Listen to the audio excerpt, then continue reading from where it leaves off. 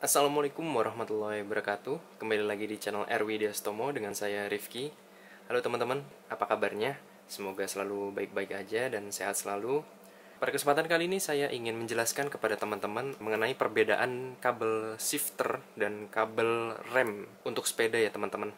Jadi ini introduction sedikit, saya cerita sedikit. Jadi saya punya sepeda.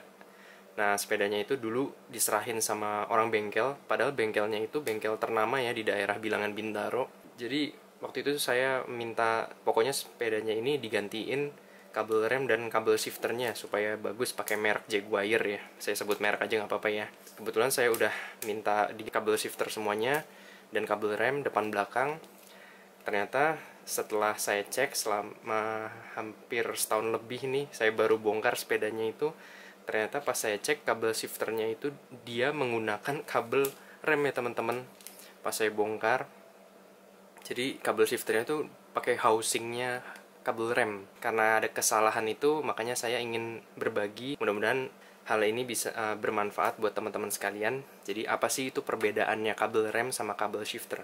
Yang pertama saya jelasin kabel housing rem dulu ya teman-teman. Jadi kabel housing rem itu dia memiliki lebar 5 mili teman-teman. Nah teman-teman bisa lihat ya, 5 mili. Sedangkan kalau kabel shifter itu lebih kecil, dia ukurannya 4 mili teman-teman.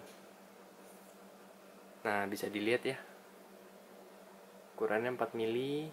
Ini untuk housing ya teman-teman, bukan innernya, bukan kabel bajanya, tapi ini yang housingnya.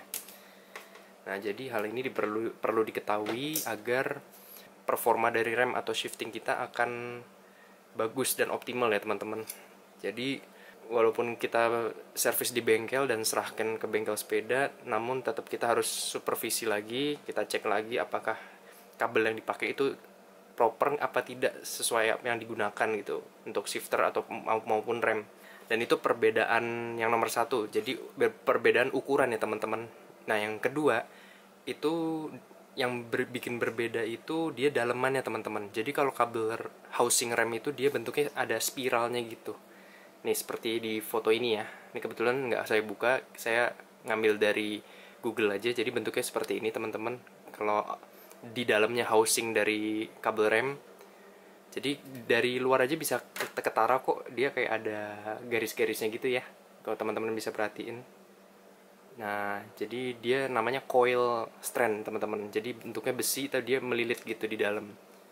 Nah, terus kalau kabel shifter itu housingnya, dalamnya dia ada strandnya, teman-teman. Jadi kayak lilitan baja yang muter gitu sampai dari lilitan-lilit terdiri dari kawat baja kecil-kecil yang disambung menjadi satu. Nah, mengapa hal ini berbeda? Karena di shifter itu kita menginginkan pergerakan dari inner yang baja itu, baja seling inner shifter itu supaya mulus teman-teman. Nah, dengan adanya strand yang model baja-baja lurus gini, dia akan membuat performa shifting itu lebih mulus teman-teman.